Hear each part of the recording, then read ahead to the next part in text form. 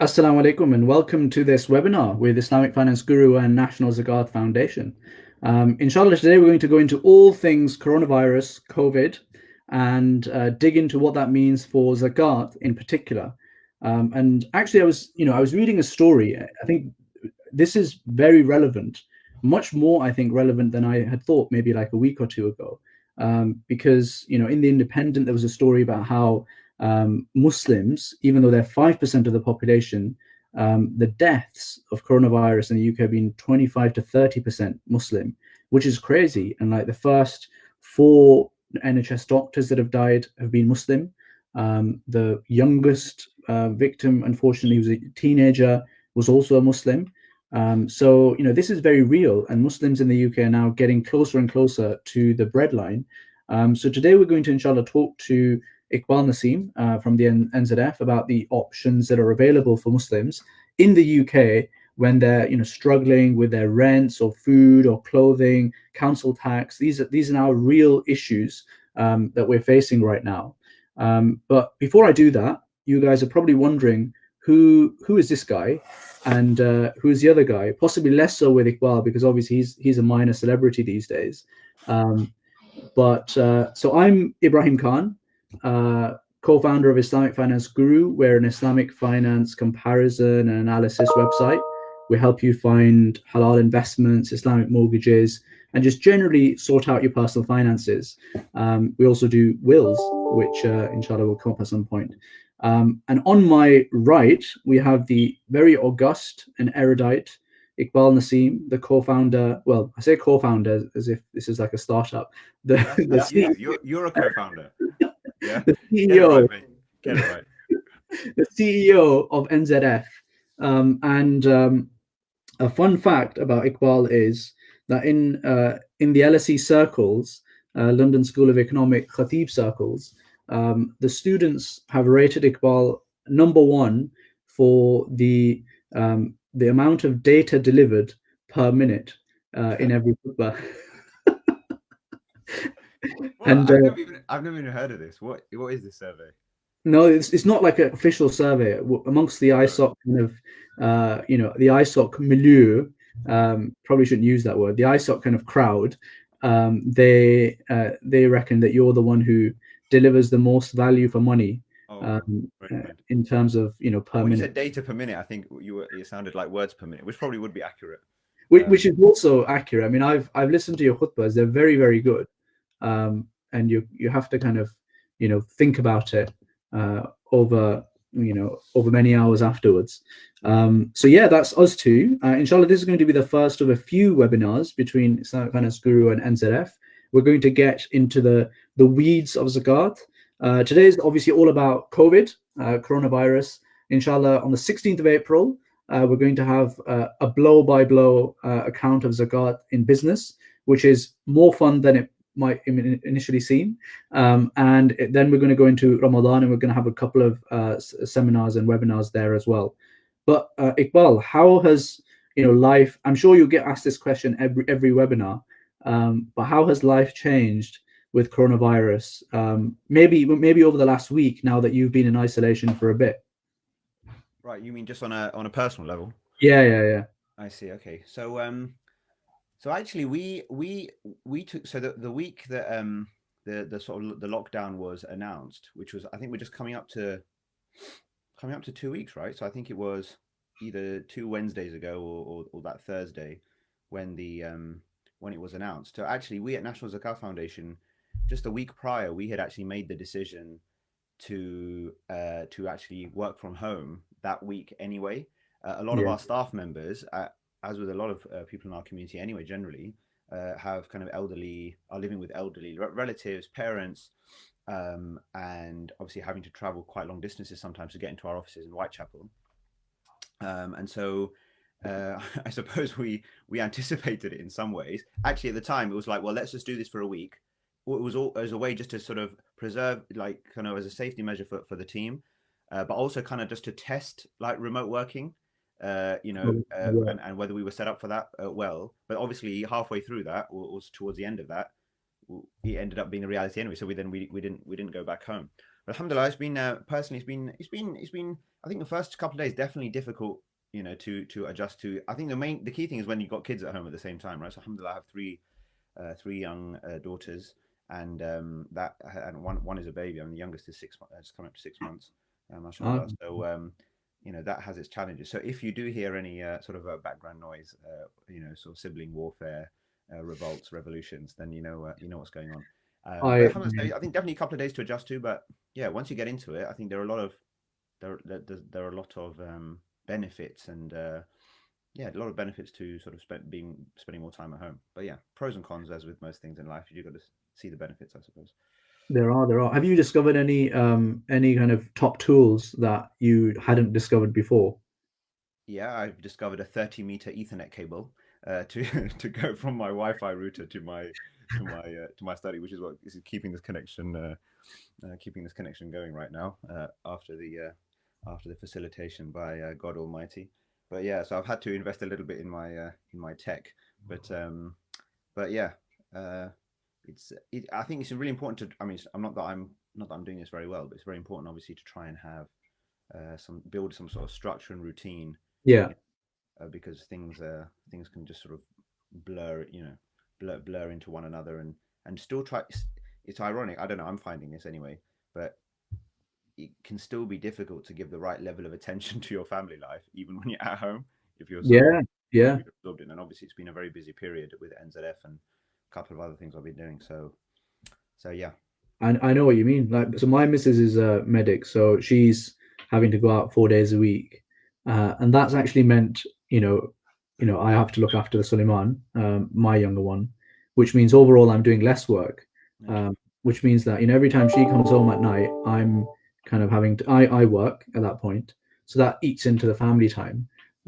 So I echo those thoughts, And but we can't rely on parental help as well. I know, There you go. You can't. they, That's yeah, been they, that's been a challenge, obviously, right? In terms of being able to for grandchildren and grandparents to be together, and obviously for me, for us to do for me to play my role for my own parents and stuff has been challenging to do yeah. remotely, obviously. But anyway, alhamdulillah, everything is fine and proceeding. And so with like National Zakat Foundation, this must be in some ways the probably the second biggest like major kind of incident. Like you've got humanitarian charities where there's an incident that happens and it's all guns blazing. For NZF, I suppose the first one was like Grenfell that I can remember, Yeah. and then this is probably it's on obviously in a much bigger scale. How's that been, and like what if you guys had to just kind of hit the ground running? Yeah. So I think, yeah. So it's interesting to kind of compare and contrast this with the Grenfell situation. So obviously the Grenfell situation was um, obviously hugely localized. You know, obviously a very tragic and a very difficult situation, obviously. And we at that time had to, even though we had experience, obviously a lot of experience in kind of managing grants, cash grants, etc. There was still a lot that we needed to adjust and think about in terms of processes and protocols, and just operationally how to deal with that whole incident alongside the sort of quote unquote day to day. And so that presented some kind of logistical sort of challenges, and obviously the scale of what we did there in the immediate aftermath, was significant, but it was, I think it's obviously very different now with this situation, which is affecting kind of everybody across the country. Frankly, payers, recipients, I mean, within the community, just everybody in different ways. But financially, I think the majority of people are financially feeling the effects of this in different ways. Um, so we have already seen a very, just in the last week now, just coming up to what, like 10 days, 2 weeks into this kind of formal lockdown period, and we've seen a big rise in demand in applications coming through to us already. So the good news is that, alhamdulillah, as an organization, we are very well set up to deal with the increased demand. So just in terms of, and we can talk about this later, but we've been working a lot on our processes and systems since sort of last Ramadan, I suppose, to try and improve them, make them clearer, more efficient, more scalable, etc. And actually kind of set ourselves up in such a way that it facilitates us to work from home as well, work remotely. So we're able to do this now, we're able to kind of manage this situation. We've been able to manage it in a relatively smooth way, alhamdulillah. So, we are we are managing that, and the demand that we've seen in the month of March has more than doubled, since February. Wow. The money that's gone out has more than doubled, month on month in terms of the zakat that we've administered. So it's getting very, very busy, and and the difference, I suppose, with Grenfell. I mean, Grenfell, we did have an ongoing role in terms of like non-cash support. So there's like a special project we set up that was different to the normal stuff that we were doing through the Grenfell Muslim Response Unit. But here, what we're going to see is a sustained increased demand for the core service, basically, which is the grants that we provide for various things for individuals who are in difficulty. And I think it therefore begs a lot of questions of zakat paying in this country, right? It's possible.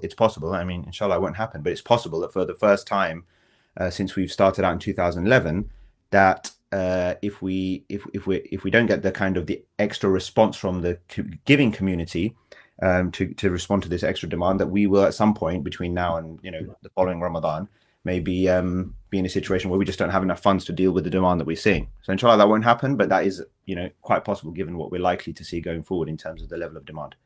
Yeah.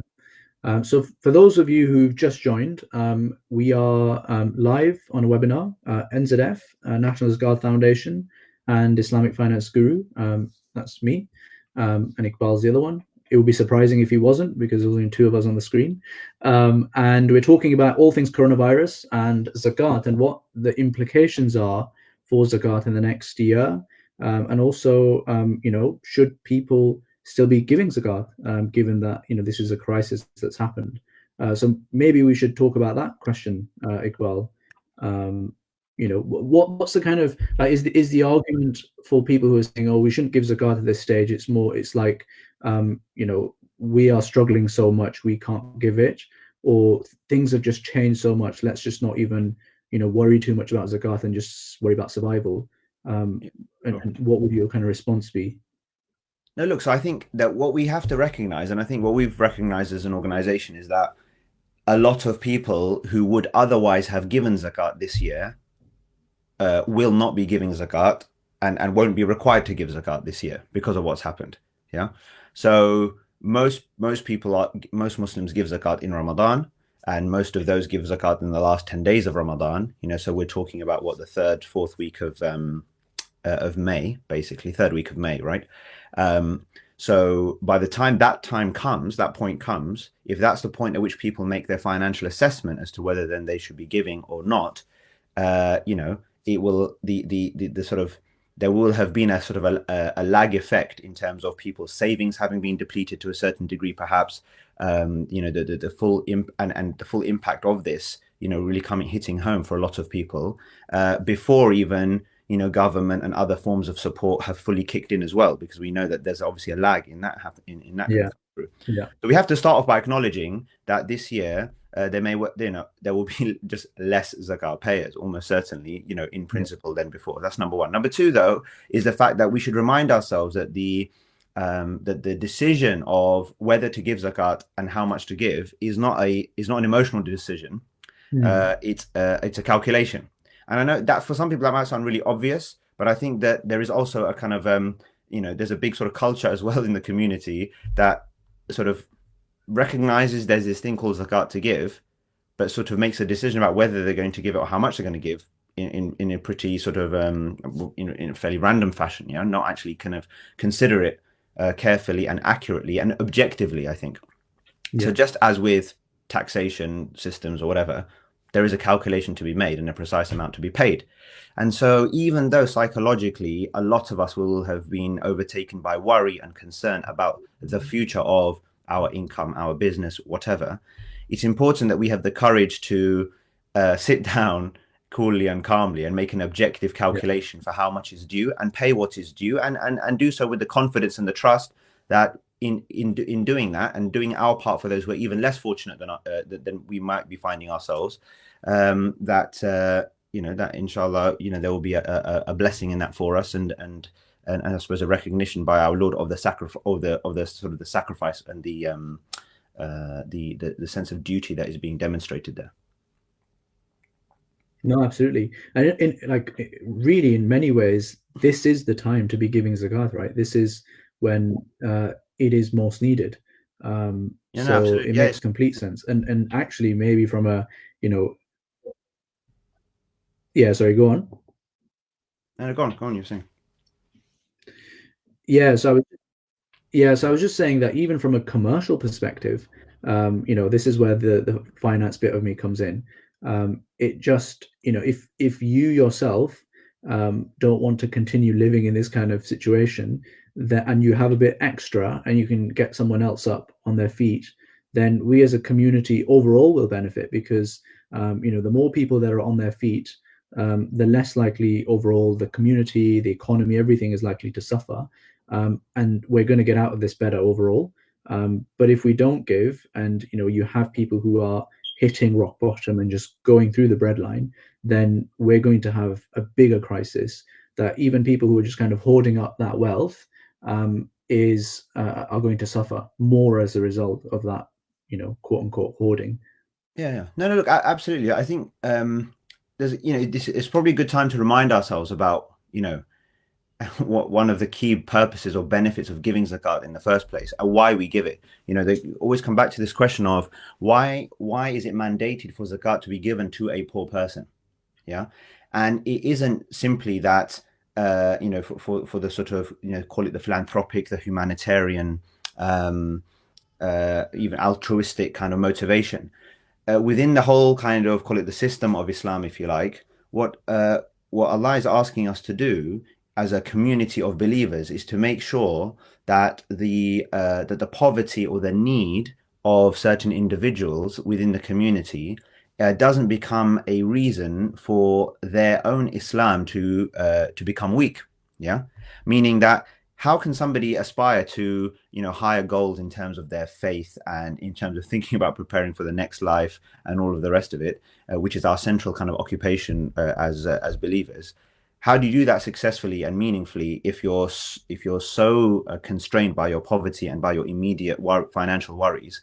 That it just becomes impossible. If I don't know where my next meal is coming from, then Yeah. I can't think to that level at some stage, right? And so that's actually really important that we remember that. And it's really important that we don't underestimate the faith eroding impact of us not being there for each other as Muslims. And so what are we doing here? We're not just helping people because they're in need, financially, materially. We are doing that, but we're doing that as a way of in keeping us together as a community, and basically just sending a message to each other to say we are actually here for each other as believers, right? Yeah. And that this has the very real effect of shoring up the confidence of the Muslim identity amongst the people who are in difficulty. That actually, if you're somebody in real poverty, real difficulty, and that that there is support that is being provided from within Muslims in your own community, yeah, and that's been facilitated, inshallah, in a decent and a fast and an effective and efficient way by obviously this this organization whose purpose it is to do that. That's a really sort of the effect of that is way beyond the money. Yeah. The effect on the psyche, on the faith, on the whole kind of like maybe the fabric of our community is very powerful. And I think this is a time. So it is a crisis for kind of many people, all of us in different ways, but it is a time to come together. And I've just maybe finished just this point by reminding us of the Quranic verse. Very powerful. I hadn't reflected on it for some time, but one of the descriptions that Allah gives of the believers and of the companions is that yu'thiruna ala anfusihim walau kana bihim khasasa, that they give preference to those other than themselves, even though they themselves might be in significant hardship and need. And we know that we always quote, don't we, what the Ansar did for the Muhajirin. Yeah, even if they didn't have much, but they were splitting everything, I mean, not 2.5%, 97.5, like 50-50, man, right? Like, I've got this much, okay, you have half of it, I'll keep, half. So that, the now more than ever is a time for local zakah. And the way in which we can really motivate ourselves to, I suppose, give and be part of that is to really remind ourselves of the powerful, even non-financial effects of what giving and giving locally kind of really stand for now. Yeah, it's actually in many ways for a Muslim an exciting time, because there's like there's a sale on the hasanat counter, if that makes sense, because like everything is exacerbated. People are struggling, and it's much easier for us to do good. Like typically, giving some bread or some eggs to your neighbor would be like a bit odd, and it's quite an easy thing to do. But now, in this kind of environment, it's actually, it's something that'll be really rewarded. I mean, you were talking, Iqbal, about this whole kind of, brotherhood and community spirit and how it's really important. And I saw somewhere that, there's a whole bunch of charities that have got together and are doing something together. What's that all about? Because I saw it, but I don't really know the details. No, sure. So I think, look, one of the positive things is that a lot of the international relief organizations out there are, I think this incident, as the Grenfell incident did to a certain degree, has kind of accelerated the whole consideration about, well, the big organizations that are managing the charitable and the zakat resources of the community. To what extent do we have a reasonable balance between what we're doing internationally and what we're doing locally, right? And so there's been a lot of, and so the Muslim Charities Forum, which is an umbrella organization largely for international relief organizations, I suppose has been coordinating a kind of a bit of a campaign to, for charities to come together and in some way, I suppose, work together, represent a collective effort or combined effort to respond to this crisis in different ways. So yeah, alhamdulillah, it's a positive thing. It's a good thing. The reality is, though, of course, that whilst many different organizations will be raising money to support with this, the number of organizations that there are that exist to actually practically do something with that money in terms of getting the support to where it's needed are very, very limited. And obviously, there are different and there are pros and there are benefits, of course, in the fact that you have these local community organizations that are set up in various ways to handle local needs and local considerations, probably more the kind of in-kind sort of support. So whether that be some volunteering for shopping, like the provision of like literally physical goods, or staples, like you were kind of mentioning, that's something that obviously can be very effectively done on a local level and needs funding and needs support. I think where we come in as National Zakat Foundation and where we are, alhamdulillah, we have a sort of a uniqueness is the fact that the reality is that, to my knowledge, this is the only organization in the Muslim community that is able to respond on behalf of a payer or a giver anywhere in the community to a need of anyone anywhere in the community, everywhere down from from Land's End to John O'Groats, basically, right? Now maybe we don't know where those two places are, but the point being is that from the top, literally from Scotland into Wales, northern. Say again. Say again. From Romford to Barking. Oh yeah, exactly. Yeah, from Romford to Barking. So yeah, literally across the country. So it doesn't matter where the application comes from in the country, and it doesn't matter where the giving comes from. We're able to connect. So this is the national. Like, alhamdulillah, we have, what NZF is facilitating for Muslims across the country is literally a national network of support. Yeah. What does that mean though? Is that like? Because normally I know that people want to get zakat, they'll kind of put an online submission. They might be able to walk into the center usually, or they might be able to meet someone. What does it look like now, where people can basically not leave the house? Is it online plus like phone, video? How does it work? Sure. Yeah, so look, I suppose we took the strategic decision, with limited resources, we have to take the decision, okay, how are we going to focus in terms of your service, right?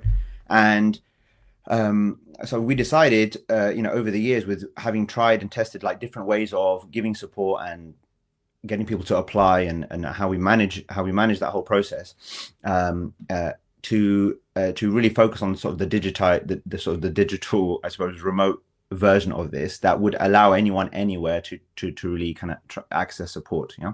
Now, so at the moment, the positive thing is about the way that things are at the moment is that the fact that people are remote or behind closed doors doesn't prevent them from getting in touch and applying. And we feel that we've worked quite hard on simplifying the application process as much as possible. So if anybody goes onto our website, nzf.org.uk, and you see the apply button, you'll see that there are 4 funds now to which somebody can apply for help.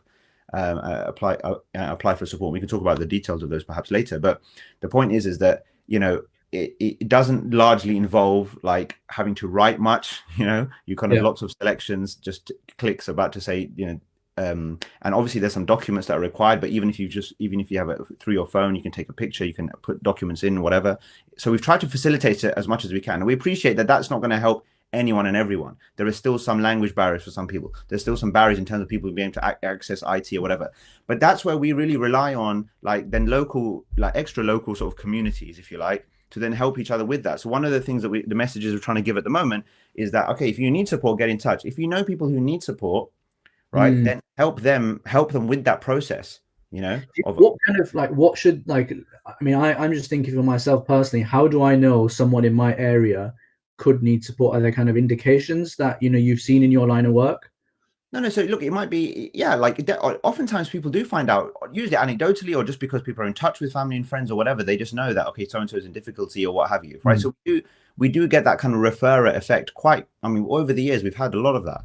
So, but this is the point. I think if in local communities, people are able to be available, and that message can go around to say, look, if you need help, you can get in touch, and the process can help with the actual process of the application where that is challenging or difficult for whatever reason, then that certainly would be a help. But the reality is, as I mentioned, we are reaching kind of record numbers of applications coming in, from all sorts of individuals and kind of profiles, if you like, across the country. So clearly, people are able to apply, right? And people are able to sort of submit. On that, I was just thinking, with record applications, is there any kind of threat or any kind of challenge of people who may not necessarily need the money, but who are just kind of trying their luck, ending up with the money? How do you guys deal with that? Because I imagine given what I know of some sectors of the Muslim community, that'll be rampant. Yeah, look, so I think you're always going to get those who maybe are not necessarily in need, but trying to access the funds. I mean, if you take our hardship relief fund, right? So the purpose of that fund is designed in such a way that it's prioritizing support for people who will struggle to meet their basic needs within the next month. Yeah. So we're based on now, obviously, we can only make judgments relative to the information that is being supplied. But alhamdulillah, our team is really, really experienced. I mean, to collectively have worked on thousands of these applications, right? So the ability to spot and understand that, something doesn't look quite right, or there's some sort of mismatch between what is being said and what is being shown. The fact that we even have documentary requirements in the first place, minimal, we feel, but sufficient to be robust enough. That in and of itself typically is enough to kind of put off anybody who actually, they're not really serious, or there isn't really a need, or they're just trying to, somehow sort of defraud the system, right? But so I think, look, there is always a risk, but we feel that, and there's a balance to be drawn for us between the robustness of it on behalf of the payer and the ease of it for the applicant. Because you can go to much more stringent measures, but then that makes it generally much more difficult for people to access support, and then so it's always been a balancing act. But we feel that we're in a good place at the moment to, inshallah, achieve sort of robust distribution, but also make it as simple as possible for the applicant. And have there been stories that you can share? I don't know if it's too early in the process, or have you already had recipients suffering from coronavirus or affected by coronavirus that you can share with us? Yeah, well, okay, so first thing to say is that we have we had overlaid just within our application form just a question for people who are looking to apply, to ask them whether they had been affected by this situation and how they've been affected. So at the moment, around it's actually about 50. It's been so far about 50-50. So around 50% of people have said yes, this has affected us. Then that might be because I've lost my job. I've had to stay at home to look after so and so, kids, whatever it is, right? So around 50% of people have been affected, and 50% of people they're in need, they felt that they were in need anyway, regardless of this, and haven't necessarily incremental effect of this yet. So just from a a macro perspective, that's what it is.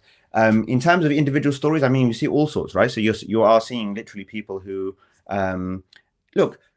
I remember even a few years ago, even one of the things that I remember was commonly said by people working in in sort of welfare organizations and charities and stuff is that most people are kind of 3 salaries away from being homeless. you know in terms of like the visibility that they have, people's visibility Yeah, in terms of managing their their day to day. What once meaning that you're at that point, people, most people, that's as much visibility as that they have. So after you've got to that point, then you're starting to be in arrears, and then you're starting to be yeah, eviction, whatever else. So I think the financial situation of most people in this country is much more vulnerable than it might than it might seem. I mean, already we know that already 1 in 5 Muslims in this country is below from a government's definition of poverty, is below that below that threshold. We know that child poverty statistics are like very very significant. So most of the situations that we've seen right now are simply the fact that people are already right on the kind of vulnerable end, yeah, and uh, and now, yes, self-employed, and that contract is contracts have been lost or cancelled or what have you. So then there isn't any work. People who've had to stay at home, right? Jobs have been cut in various places, and a lot of our brothers and sisters are working in jobs that actually, I mean, the job security is not significant, right? 0 hours contracts, etc. So there's a whole variety of kind of situations that we're seeing right now, and it's not surprising that as a community we're already, relatively speaking, more impoverished, more vulnerable, kind of financially, on average. And I yeah, appreciate there's a lot of success stories in terms of business people, and there's a lot of wealth, no doubt. yeah. But there is a huge section of our community around the country, which has been a very, very vulnerable situation. I mean, that's long term. Inshallah, we want to tackle that, right, with Islamic Finance Guru. Um, Yes, inshallah. Yeah, yeah, yeah. create a richer, more prosperous Muslim community, inshallah, at some point. So, I mean, practically, then, like, I'm just thinking from this is your kind of in like 2 minutes. Can you kind of say to the zakat givers that if you guys are above this threshold, where's your money at? And if you guys are suffering from XYZ issues, because I know people might not even realize that they qualify for zakat, and they're kind of just struggling because they're just used to struggling, and they don't have to be. So for them, like, what are the kind of practical things that you can that zakat can be helped, can help them with? Sure. Okay. So look, first of all, in terms of assessing whether I need to pay or whether I can receive, the first sort of test, if you like, is a test that's relative to the what we call the nisab, or the threshold, above which zakat needs to be given and below which one may be entitled to receive zakat. So that value right now is only around £250. What does that mean? That means if you have sort of if you take your assets, your zakatable assets. I mean, principally for most people, that's cash, and then some jewelry and what have you, right? Gold, silver, and you subtract any debts or liabilities that are overdue or outstanding today. And if your net position is still above the nisab, £250. So if it's £300, for example, Yeah, you pay 2.5%, £7.50. Yeah, or if it's £1,000, you're only paying £25, right? Sometimes sometimes we forget, like, actually proportionally it's very small proportion of whatever it is that we have. yeah, So now, like, you take some business person or what have you, who might be relative to the level at which they're operating, they may be really struggling, or things are like drying up left, right, and center. You're still just going to make an accurate observation of, okay, what cash do I have, stock, whatever. Yeah, you can look at your receivables. Yes, you can net off outstanding invoices that you need to pay and your own bills that are outstanding and what have you. What's my net asset position, basically, of my business now? yeah. And if it's £20,000, or £100,000, whatever it is, you need to pay 2.5% of that. Yeah. And that, as I said, we said That's earlier, not that you might feel saying like it. a big, huh? That's not you saying it. That's No, that's exactly. That's saying it. just the rules. Yeah, exactly. That's just the way it is. Yeah. So Don't shoot the messenger. say again. Don't shoot the messenger. No, precisely. Yes, please don't. So look, that's on that side. in terms of the other side, then, so then once, if somebody is below that figure, so actually if I do that net calculation and then I'm, below the nisab or even negative because, I might have £500 of cash, but actually I've got rent arrears of 2 months rent arrears. I've got, I borrowed some money from my friend, and these are debts or liabilities or overdue kind of things that can be subtracted, if you like, to calculate your situation, your position.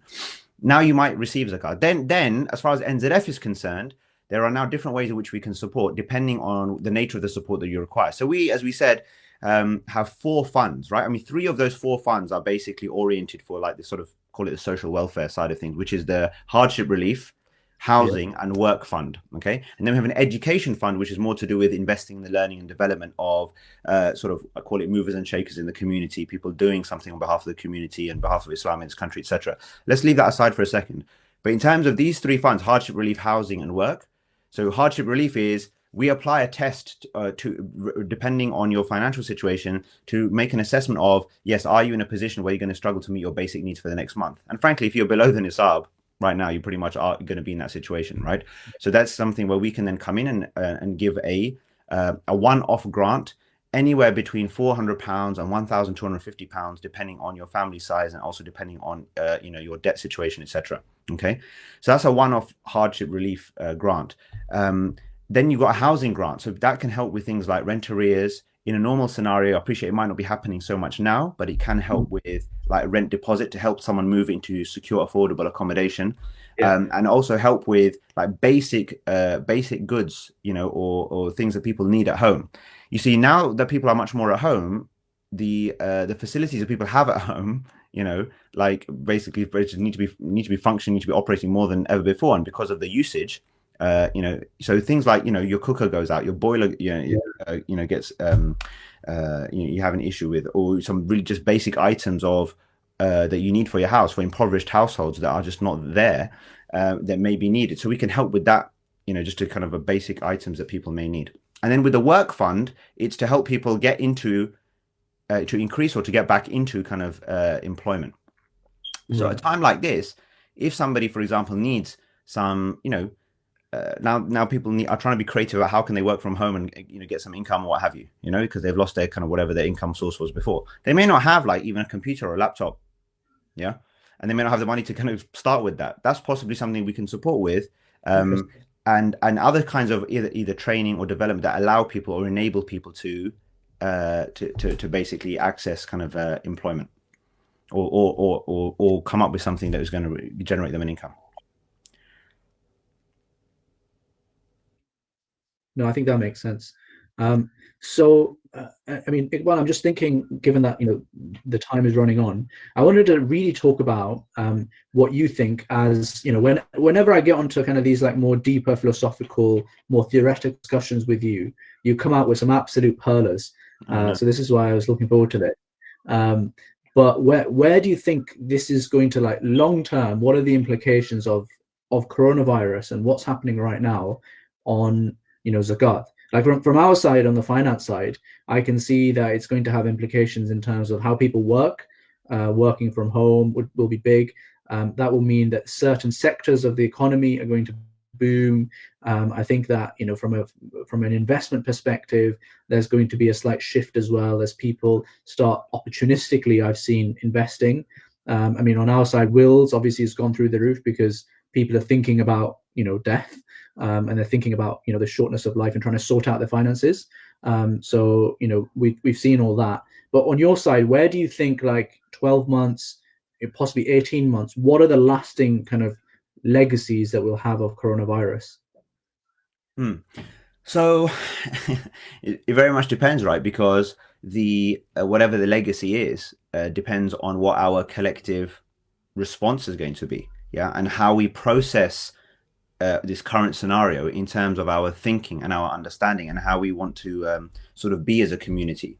So there are certain things that are a given, and what's given is that in the medium term within our community, from a financial kind of standpoint, there are going to be more losers than winners. That I think that's I think that's almost a given. From a so the question really is, so as an organization, we will see, and generally you are going to see more need, more demand, right, from people who are in difficulty. Okay. Now, the question basically is whether, from a giving standpoint, this is going to affect, like, what we feel has been one of the central questions as a community we need to be answering, which is that what is the appropriate balance between the amount of resources that we invest in our own needs and our own development in this country, in this community, versus what we do for whoever and wherever else outside. Now, it's interesting that, from what I see and people that I've spoken to, it's as if almost all of a sudden people's sense of ummah has shrunk. Like all of a sudden, like you're kind of now, everyone's worried. Everyone's worried, understandably to a certain degree about, me, myself, my immediate situation, my local community, which is good in one sense, right? But it shouldn't, in principle, it shouldn't take this kind of incident to lead to what I think is a better balance between an alertness or an awareness to what the needs are amongst us and around us versus what they are elsewhere. Like, because a lot of the need that we are that we've been dealing with, and we will be dealing with, like, a lot of those people will be people we've been dealing with anyway. There will be some incremental demand off the back of it, no doubt, as we've discussed. But so the question basically is that it's possible. So there's two outcomes. One, there's one outcome, which is that, yes, there's a bigger increase in terms of local giving, and a sense that as a community we're more here for each other, coordinating better. I think this situation has tested, like, even beyond the giving side, it's tested our national community infrastructure. Like, how prepared are our national kind of bodies and organizations that represent different kind of interests, if you like, or like different interests in the community or different purposes. Yeah, exactly. Whatever they might be. It could be all the groups that are dealing with burials, all the groups that are dealing with financial needs, all the groups that are dealing with, like, I mean, from a kind of spiritual standpoint, I don't know about you, but I feel that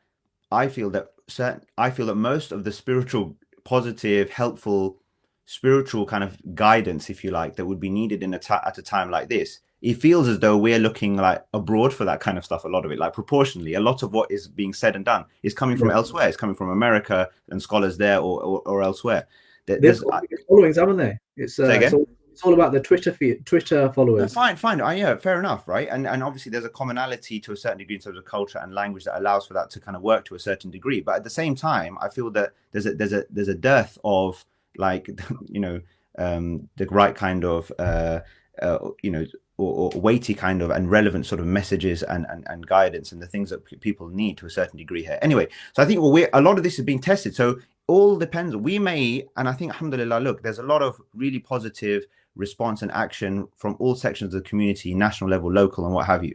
The question basically is, after this, will it last, and will it get us to actually, will it accelerate then changes amongst international relief organizations, amongst, like, national representative bodies, amongst local mosques, and how they think about what they're doing and their provision and their setups, right? Like, we can just revert to type and just go back to the way we were, which, in my opinion, would be a sad thing, because I don't think that the way in which a lot of our structures are, the way we think about giving, the way our resources are divided, the way in which we're kind of organized to kind of help and deal with each other's needs within our community, like, it's developing, no doubt, but it's still far from where it needs to be. So we might just slow the pace again, because get comfortable, right? But actually, one of the blessings of trials like this is that it's supposed to wake us up individually, and in terms of our own kind of our own, get us to ask ourselves questions individually about our faith and our meaning and purpose and all of these things on one hand. Yeah, exactly. But collectively, I really hope that, inshallah, we'll be able to that there are kind of lasting positive effects of this in terms of the way that we organize ourselves in the community. I mean, this is probably a good point to ask this question from Adam Alexis, where he's asking about, in terms of what you guys are doing, other than more funds being allocated to worthy applicants, has National Zakat Foundation changed the existing Zakat streams directly due to the virus outbreak? And if so, to where? So, and to kind of add to that, I'm thinking, infrastructurally, because I'm thinking, look, I want there to be a bit more focus on the UK in the future, and this could actually be a good moment to set up infrastructure or some kind of thing that would like put that in the ground now, and get the money flowing and get that stuff happening now, which then kind of continues onwards. And I don't know if that's happening right now with NZF, or if it's needed, or what. Um, so So to give you an example, all right. So give you an example. So like you've got these local kind of communities that have all come together on Facebook groups where they're delivering like eggs or whatever to their neighbors. Something like that is like a new thing. It's like a new community, new institution. It's a new thing. Is NZF doing anything like new to deliver the zakat specifically due to coronavirus? So we're not doing anything new. In the sense, we're not doing anything new. I think whatever we're doing, we're just doing on a greater scale. And actually, you know what? I think that's actually been for me, like one of the most positive things about this thing for us, which is that actually we are set up in a way to be ready for something like this. Right. Now, I actually, so there's definitely overall, depending on like what the phenomenon is, there's definitely a very positive thing about the fact that people are being innovative about the way in which support is being given, or things that are being done that wouldn't otherwise have been done before. But actually, in and amongst all of that, you also need like some stability as well, right? You need something you need certain processes and mechanisms to be in place that don't change in principle. The throughput is greater, you know.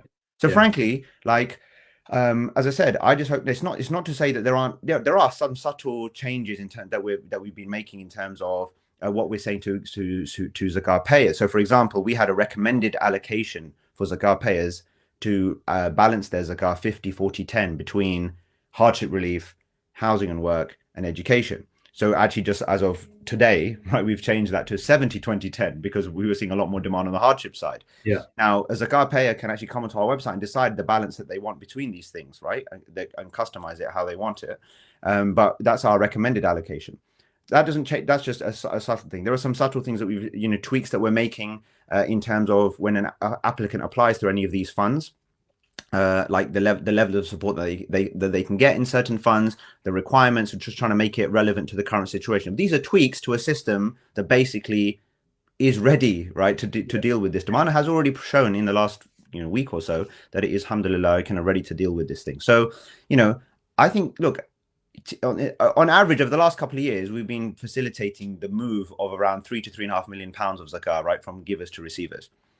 At some point, it will be really good if that got to double digits, right? And beyond, right? Because, if we as a community were in a situation where we were actually had an organization like this, able to facilitate the movement of 10, 20, 30 million pounds of zakat, right, from those who have to those who don't, frankly, then our ability, even in situations like this and outside of situations like this, just the power of that, the effect of that, again, on all of the, on just so many different things in our community would be amazing. And actually then what we would be then doing is we would be giving life to this pillar in a way that is aligned with why Allah has instituted this thing in the first place. And it would become truly a pillar of Islam, in this country, in this community. And that's hopefully, inshallah, what will hopefully this situation, one of the positives hopefully will be that we will kind of accelerate towards that outcome.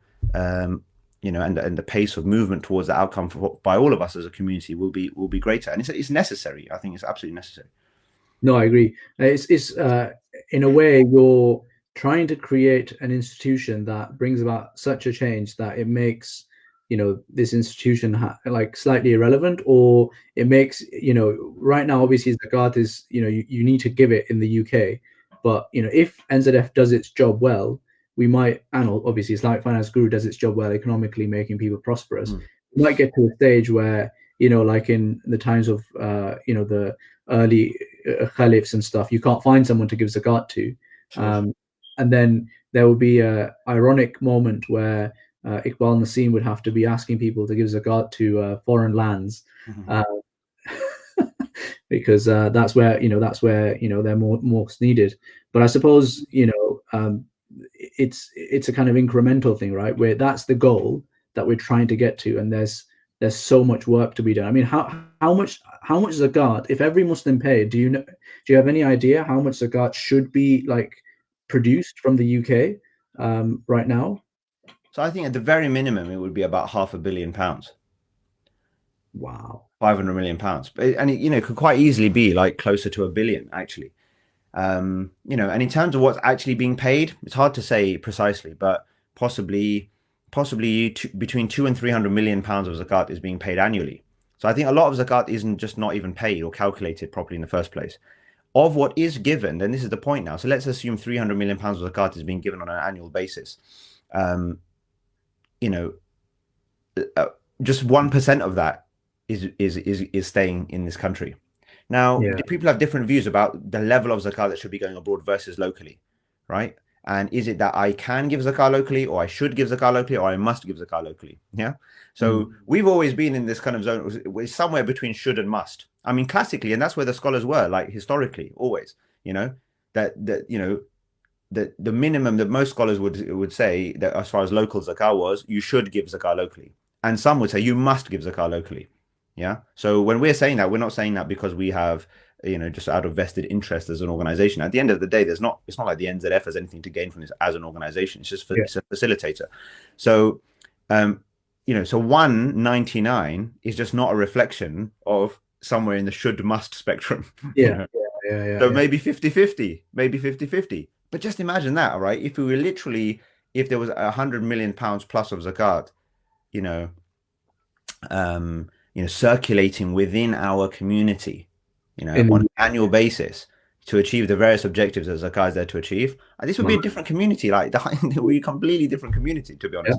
And so I think that I hope that this is an opportunity for Muslims just generally to wake up to the reality that there's underlying this, there is an opportunity for us to realize so many things about what it means to be a community, a truly believing community, and to put things in place, and not just in relation to zakat, but generally, that allow us to be a truly effective community. Because in recent months, years, it's been quite fashionable to move from talk of a Muslim community to Muslim communities, and you see that everywhere nowadays. And I understand some of the reasons for that, and I suppose it has its place at certain times. But you know what? At the end of the day, there is also such a thing in this country and globally as well. But in this country, we are one community that in this country, because of the fact that we are in one country, have shared opportunities, challenges, interests, concerns, as a Muslim community in Britain. And and there's a level at which we need to organize ourselves much better, within those parameters. And this is part of it. So inshallah, I pray that, we emerge stronger, more faithful, more committed, and in a better place after this than we were before. Inshallah. I mean, institution building and creating this zakat institution is so important. I think that I was looking at the Church of England endowment, and the Church of England, nice bunch of people, but their church attendances are dwindling, and yet they've got an endowment of about £7 billion. So even just like them doing nothing will be making them money. Whereas we're in the UK, for the money that's spent in the UK, you're having a whip around every Jummah khutbah, and Muslims are struggling. Every Muslim organization that I talk to, there's some kind of cash flow struggle going on, and we can, inshallah, we can deal with that if we think about things in a more strategic and long-term way.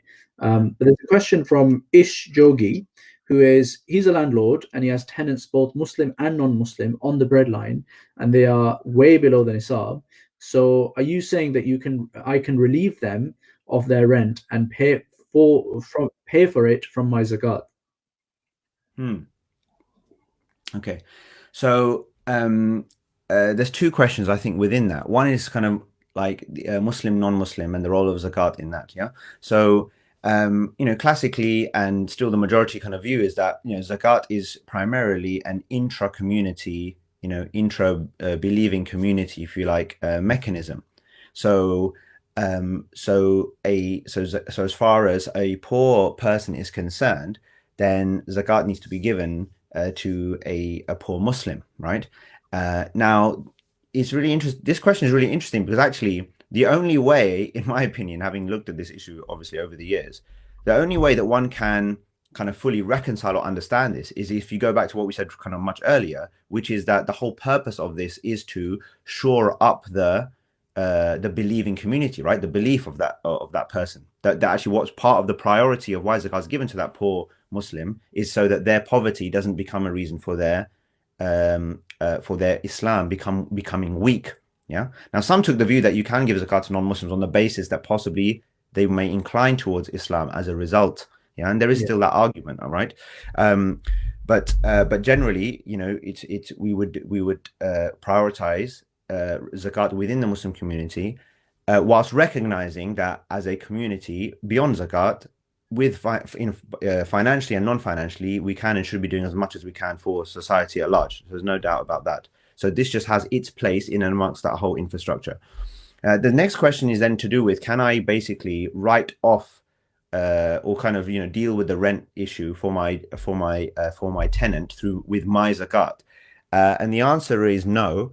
And the reason is because what you're doing there is basically, or what somebody would be doing there for understandable reasons, is basically, you know, that is fulfilling that your giving of zakat is basically fulfilling a personal obligation. No, it's not just fulfilling personal obligation, but actually it's serving the purpose of the payer, right? Like if I use my zakat to basically pay the rent of the tenant owes me. Oh, right, I see. Yeah, right. No, so zakat. No, I can give zakat to them. They should then be free to decide what they're going to do. Yeah, or if I'm going to, you know, if I'm going to make some arrangement with them, I should separate my zakat out of that. So there shouldn't be any kind of indirect effect of the zakat, you know, kind of financially or materially on my situation from my immediate transaction. You see, so I think one should separate the zakat, you know, with kind of the personal kind of dealings and issues. So I understand the situation. I understand why someone. How that may make sense or might want to do that, but it's better to separate those things. Brilliant. Jazakallah khair. We have, I think, pretty much come to the end of this webinar. The first thing is, you know, if there is anyone out there who is, number one, struggling, and if you need help, and Muslims do need help right now, then you should go to nzf.org.uk/apply. If you need to give your zakat and you haven't given your zakat, don't leave it. You know, try and do it now or earlier. Sort it out as soon as you possibly can, because you know there is actually a real need here right now. And NZF, as we've heard, are giving about twice as much out every month now, and it possibly might ramp up even further in the months to come. So yeah, do continue giving on the giver side as well. You know, alhamdulillah, NZF have extremely experienced caseworkers, and they're a very diligent team. And I've been a big fan for many years, and I've seen what work NZF have been doing, and you know, alhamdulillah, they've flourished in the years that have gone. So I suppose that final, you know, the fund is, you know, keep safe, everyone. But ultimately, the hadith is that, you know, the affairs of the believer are wonderful. In times of hardship, he gets rewarded if he's patient, and in times of plenty, he is thankful and he gets rewarded as well. So, you know, may Allah subhanahu wa ta'ala make us from amongst those who can achieve those goals and ultimately, you know, maximize the thing that we have to be maximizing, which is getting the pleasure of Allah subhanahu wa ta'ala. Jazakallahu khairan to everyone who has tuned in. And you know, if you have any questions, queries, then do ping them on to the NZF website. And Jazakallahu khairan, Iqbal, for making the time. Thank you for hosting, and thanks everyone who tuned in. Thank you. Assalamu alaikum wa rahmatullah. Assalamu alaikum wa rahmatullah.